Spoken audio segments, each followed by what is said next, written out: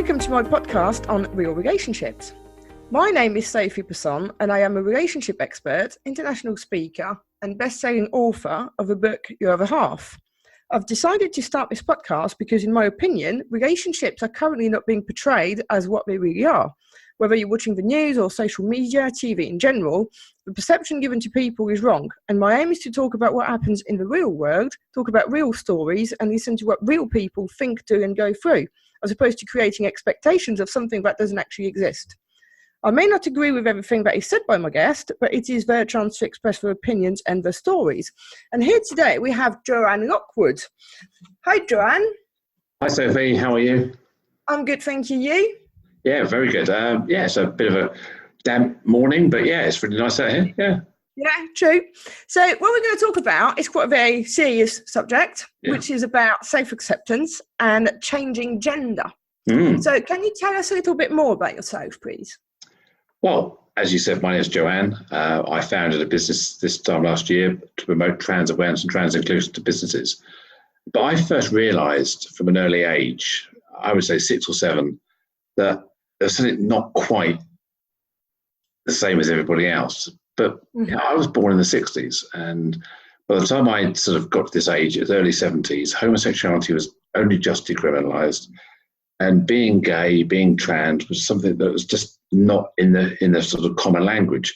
Certainly not in my middle class parents' family sort of thing. It was just there was no reference point. So I remember as a young child experimenting with makeup and shoes and clothing, and I would say just like any other little girl does.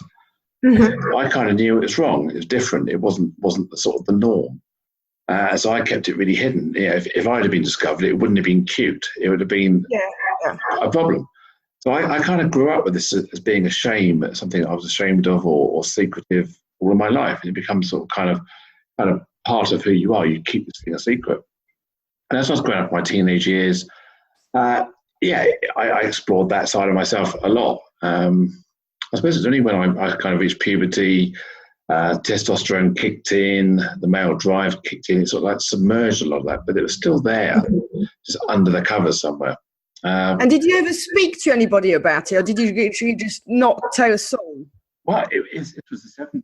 There was no sort of like, let's have a chat about this in the playground. Anybody else like wearing their putting makeup on and wearing shoes? It's kind of, we were in an era where kids used to take the mickey out of each other. I know they do still, but they were demonising, people with disabilities, anyone who looked different, people of race.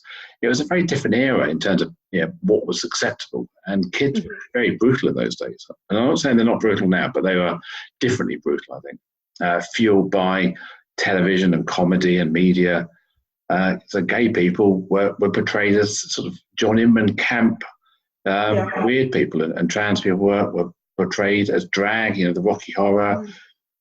It was a very sort of like very dodgy ground to be associated with. So it's certainly not something I would have told anybody.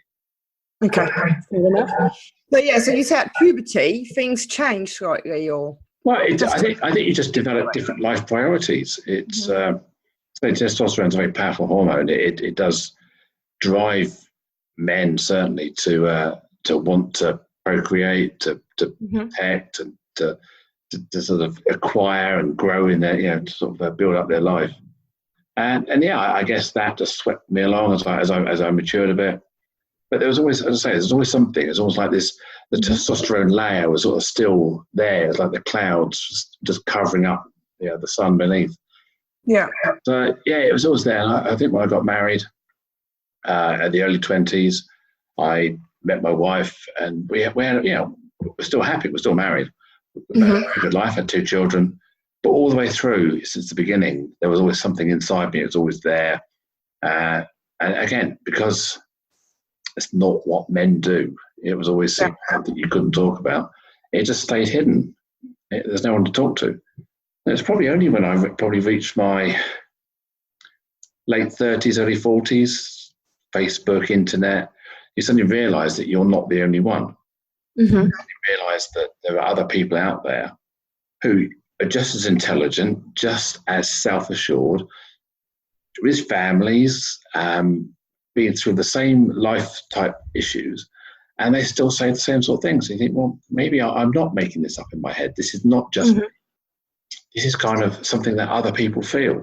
And then when you start to realize you're not alone in this, that you're not unique, you're not the only one, then you decide to be a bit braver and meet other people. And once you've met other people, it becomes real. It becomes really, really, I'm okay. It's not, I'm not crazy. I'm not weird. I'm just a different sort. Normal, like everybody else is. I'm just a different sort of person to the you. And actually, I was surprised how many different sorts of people there were. And these people I met were of all generations, all social standings, all jobs, careers. So it wasn't just rich people, poor people, young or old people. It was just people. Yeah. And that kind of said to me, well, I'm just in the middle there. There's nothing strange about it. So I think I told my wife in probably 2012-ish. What was the reaction? I guess at the time I didn't have any other language other than I cross-dress. I wear women's clothes. That's kind of the way it was, and it was kind of okay. Well, it's something we can do at home. It's like you do at home. It's just no big deal. So I guess it was only once I started accepting who I am, meeting other people, going out, giving it a name, giving myself a name, creating an identity, I suddenly realised that this was actually the biggest part of me that I'd always had hidden, and the other side of me was almost like a crust, just a thin layer. And when this sort of kind of burst out, it's really hard to keep under control, because it was just the self-acceptance, the belief, this really is me, just wouldn't go away. And I suppose you kind of want to a degree shout it from the rooftops as well, because you just found yourself quite literally. Yeah, because it's very difficult living two lives. And anybody who has a dark secret, for want of a better word, has one person that they are in private, one person they are in public, one person at school, one person with their family, one person that, and it's very difficult to have these separate lives. And it was kind of, for my own sanity, I needed to try and push these bits of life together, mix this oil and water without it exploding. And because otherwise I was just diverging and it was just becoming harder and harder. And that took a real sort of, I don't know, people say it's brave, but it took a real sort of kind of necessary determination to say, right, this is what I'm doing.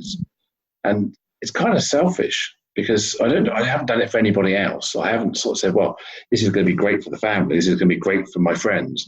It's definitely all about me. It's for me, by me. And I learned that my actions and what I decided to do would impact the lives of everybody, irreparably, if you like, or you can't sort of say, well, I'm a bit trans, I'm just going to, once you're out, you're out. And once you're open, you've told everybody. I just decided to go for it and to say, look, this is me. How did they react, your friends and family? My children are really struggling with it. Yeah, they prefer the Mark I dad, dad classic, the dad they've grown up with, and they really are struggling. And I don't know whether we'll get over it. I don't know where that will end up. But I like to think time's a great healer. If we leave it some years, whatever, who knows? Maybe they'll be back. We haven't actually technically argued. We've just repelled each other, sort of thing. They don't accept me, and I accept they don't accept me. Mm-hmm. My wife, she struggled. I mean, I'll be really honest. It's not the easiest thing in the world to cope with. I can't imagine. She had a wedding in a white dress with a husband wearing a suit and cake and all the stuff you do in the late 80s. It was a very late 80s wedding, big puffy marshmallow dress and everything. And then suddenly 29 years later, she's now married to a woman. That wasn't on her life goals. It wasn't her plan that she ever wanted. And she's had to come to terms with that. So I often say that when I transitioned, it's actually more about other people having to transition than me. I just made that change. I just rebranded, changed the packaging. Everybody else had to come to terms with that change. My friends, my family. And now Marie is now doesn't understand whether she's straight, gay, lesbian, married to a man, married to a woman. Has she got a husband? Has she got a wife? And that's really confusing for her. but also for people around her, because people love labels. They want to put you in a box. They want to describe you. And it's really difficult to yourself to get a head around it. Yeah. You know, and I mean, she obviously loves you because, you know, a lot of people would have run away. Yeah, completely. But I do understand. She wakes up every morning and sees my bra hanging on the corner of the chair and dresses hanging up. And she sees me putting makeup on. She sees my body changing, and it's not something that she had in her life plan when she grew up as a little girl. You know, so she had this big, the image of that cartoon Up. You know, they grow old together, sit in a rocking chair, go for walks on a Sunday, and I'd see the grandchildren have these lovely Christmases and all those sort of things with their family, and it's blown a bit of a hole through that. Do the kids still see her? She still sees the kids. Yeah. They rejected her, and I don't want to interfere. If they don't want to see me, that's not for me to interfere. Because I'm still proud to be their dad. I haven't changed my identity with them. You know, as far as I'm concerned, I'm my father's and mother's son. I'm my children's father and dad. And I still see myself as my wife's husband. But for me, that language, I don't need to rewrite that language to keep my identity happy. I'm Joanne, I'm female, I go out into the world and people respect that. But I don't need to force these subtle things on my family to make me happy or to make them sad. And what about your friends? Did they find it difficult to adjust to your... Yeah, no, it's a big ask. You know, it's... If you look at people who've had a major illness or something in their life, some life-changing moment, they've emerged as a different person. And I am a different person. And as much like I said in the beginning, I'm still the same person on the inside. I then thought about it and thought, well, if I'm still the same person, why did I bother making this big change? Actually, I don't want to be that person. That was never really me. It was just a life I was living by remote control. But when you're not doing the same things, you're not hanging around with the same people, the interests are different, friends tend to drift away. You don't keep in touch with all your school friends, all your university friends, all your old work colleagues. You just keep in contact with people who are meaningful. And then some people still drop out after 10 years, you don't see them for a while. So it's no different. I don't do things that I used to do. I have loads of new friends. I've built up a new business. I network with different people. I've got great friends who are both male and female, and from all over the country and the world in some cases. But I do different things, and that's the difference. But yeah, I have got a few friends that you can see their eyes rolling, and they look at me and go, "I don't get it," and I go, "It's okay. I know you don't get it. I really appreciate it's a big ask, and if I could explain it in a way you could get it, I would, but I can't. It's just I had to, and that's kind of the way it was really. And I've got a lot of empathy and for their feelings and how they see it, because it is it's a mind meld sort of thing. You can't. People who aren't trans don't really understand why or how or what's going on. In the same way that I can't really understand what it's like not to be trans. I've always been trans. So, but I believe if you give people time, you give people respect, and you don't try and bully them into accepting you. Yes. Just be a happy person and say, well, look, I don't get it either. Come on, let's have a beer or let's have a Prosecco. It kind of works. Yeah. And one of the things that a lot of people who don't get it often ask is whether going trans, one way or the other, changes your sexuality at all. For some people, it sure does. I wouldn't say it necessarily changes it or forces you to change it. But what it may well do is it allow you to explore things that you maybe not wanted to explore. I really don't understand what I would label myself as in terms of my sexuality.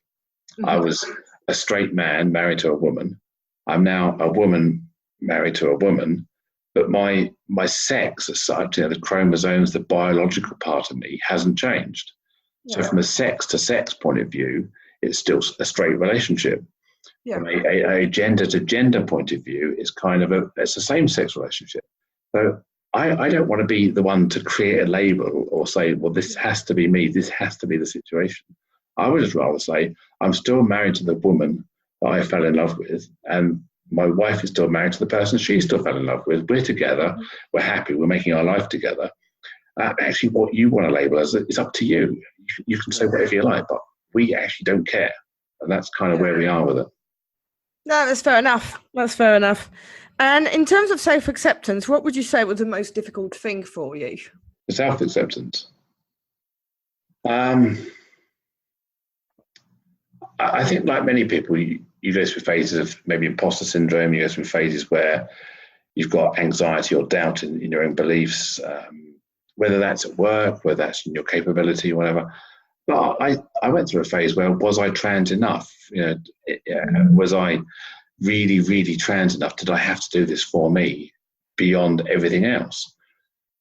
And I used to go round and round in circles in my head trying to think, well, I'm trying to explain it, trying to rationalize it, trying to understand this. And then I could get off this roundabout of going, am I trans enough? What's going on in my head? What's going on in my head? Mm-hmm. But just take a step off and say, I am trans. Because I know I'm not trans, if that makes sense. Yeah, I know I'm not trans or not cis, therefore I'm trans, therefore I'm trans enough. And once I sort of accepted who I was and how I was, everything else kind of fitted into place. Then it was the case of a journey of self-belief. Was I good enough as a person? Was I good enough as a woman? Will people take me seriously? Was I a joke? Will people laugh at me? And once you realise that actually the world really is quite a friendly place, it's not a scary place some people have you believe.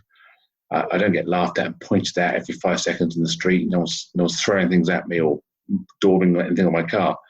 You suddenly realise that maybe the media overhyped some of this. I'm not saying that people don't.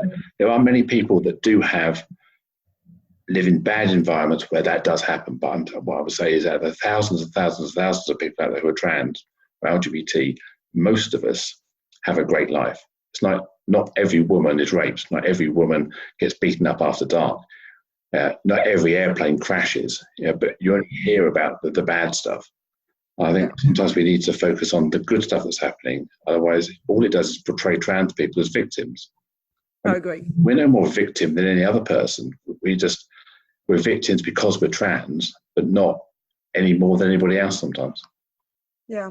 And so you now do talks around the world and all that sort of thing. So it has just changed your life, obviously immensely, but even in a work perspective. Yeah, it's kind of a blast, really. I ran an IT company for 25 odd years. And my business partners gave the opportunity to buy me out. And right at the point where my head was going crazy. So I think they probably got wind of it. And it just became kind of, well, they bought me out. What am I going to do next? I've been doing IT for most of my life. It was kind of a bit boring. I was past my sell-by date, probably going a bit moldy. And at the same time, my whole identity needed to change. So I woke up one day, I thought, what am I going to do? And I don't know. I just went to a couple of networking meetings, met a few people. So I was debating doing GDPR consultancy or cybersecurity. They all sounded really trendy at the time. But it just sounded so boring. My passion was about people. I've been spending so much time talking about machines, computers. I really want to talk about people and just change the life of one person for the better, another trans person. If I can make their family, their work, their experience in life just slightly better than it would have been. And that was my passion, trans awareness. I expanded that really to be more intersectional, to look at people with disabilities and other characteristics. So I talk about equality, diversity, and belonging. I work with a lot of recruiters and HR people to try and create that better experience for people in employment. Because one of the biggest barriers to trans people is getting a job, going through the interview process. There's still a bias to choose the easy candidate. And then when you're in work, that whole process of transitioning, as we were talking about earlier, is that real struggle that people have to come to terms with, that change of identity, the pronouns, the name, the look. And that's a real struggle that some employers have, which means it's very difficult for trans people to be accepted. So by working with the recruiters on the front door and working with HR on the inside, hopefully I can create a better experience for people, and so they can just get on and live their lives. Yeah, because I mean, I recall one of the employees that I inherited in another office back in the corporate world. I'd gone through a change, so to speak. And I mean, I wasn't there when she went through it, but, it was just the end result. And it is true that even the other employees were a bit, I mean, this is over 10 years ago as well. So, you know, it was still, I'm not going to say frowned upon, but people, as you said, don't understand. And it's in a working environment. It's a different set of circumstances, isn't it? Yeah. Oh, yeah. No, it is. It's. I can't use this word on air, but I can use it off air later. But it's a mind thingy. You know, it really does mess with people's sense of reality. It's like I come into work, I've got these nice little boxes, everything's kind of calm in my head, and then suddenly this happens. Oh, I can't understand it, and then everyone panics about getting it wrong. Anxieties. What if I say the wrong thing? What if I upset them? What if I use the wrong pronouns? So people tend to disengage. Yeah, because they're scared of saying the wrong thing. They are scared, yeah. Or a bit of banter in the background. Because people like to take the mickey out of other people. It's kind of a human thing. It's banter. It's banter, but banter is also destructive. Don't get nasty. Bullying, it's everything else. So it's trying to find the right level of fun in an office that is good fun, not destructive fun. And that's where often with trans people involved, because people have been used to maybe taking the mickey out of trans or gay or whatever. Short people, tall people, large people. People who are different get looked at and get kind of labelled. Yeah, it is a struggle sometimes.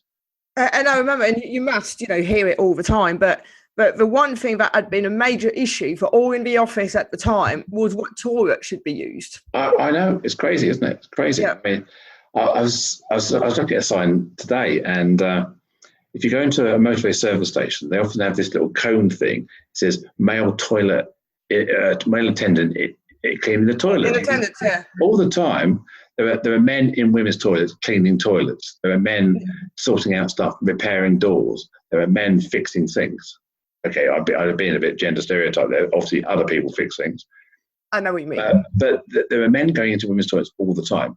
So the fact that a trans person is suddenly demonized as a man going into a woman's toilet to be perverted, you think, well, wouldn't it be easy to put a fluorescent jacket on there and say, I'm here to fix the sink, and then I can be my pervert there? Yeah. Why would you say you're trans? Surely the stigma attached to being trans is almost worse than being a voyeur. So if you're a voyeur who's trans, I know what you mean. Why would you say that? Why not just say, I'm a maintenance man? It seems like a much safer. I think, and even the other way, there have been women in men's toilet, and no one sees that as a problem either. There's a big queue. There's a massive queue. And obviously women just dive in the gents and say, I needed that. And you've been to nightclubs, and I've seen women use the urinals. That's quite an art. No, I can't say I've experienced that, no. With certain acrobatics, it's doable. I've been to many a nightclub. I've seen women develop the technique. And you think, but at the end of the day, it's just a toilet. We go on the train. There's one toilet, one gender toilet. We go into an aeroplane. We're quite happy peeing in the same toilet as somebody else. We have gender neutral toilets at home. We're also going to get really hung up about having to have single sex facilities when we're out, even cubicles with one door, one sink, one toilet in it. We're saying, we need to have, that needs to be a male or female one. Just put sanitary disposal units in every toilet, and everybody use every toilet. What's the big deal? I know. And would you say that through the entire journey, have you experienced any prejudice, or have you actually been pleasantly surprised on a whole as how people have reacted? I would say I try and think about the happy things. I try and think about the majority. So if you take 1,000 instances or 1,000 interactions that occur every day, every week, you had more happy ones than bad ones. I can only think of a minority, a handful over the last 2 years. Okay, there's one stick in my mind where someone calls me sir. Often it's a slip up. Often it's my voice. Yeah. They see me, they're happy. I talk, and then they get confused and they say sir. I've had one instance where in business, someone just didn't want to print my business cards because being trans conflicted with their faith and beliefs. That was a bit of a pain. I've had somebody do some hate mail because of that. But predominantly, I've had virtually zero deliberate nastiness. And in fact, even the instances that were not great, they weren't nasty as such. They were just someone else's beliefs. Yeah, fair enough. And finally, because we're getting towards the end of our time, what would your advice be for people who feel that they have the wrong sex, and in the wrong body? I mean, there's no one size fits all, but what I would say is there are people out there, counsellors, there are charities and support organisations. From a personal point of view, I would say, think about your own mental health. Don't bottle it up. Talk to somebody, explore it, but don't feel there's any pressure. There's no, you must do this, you must follow this path. It's about how you feel and what's necessary for you.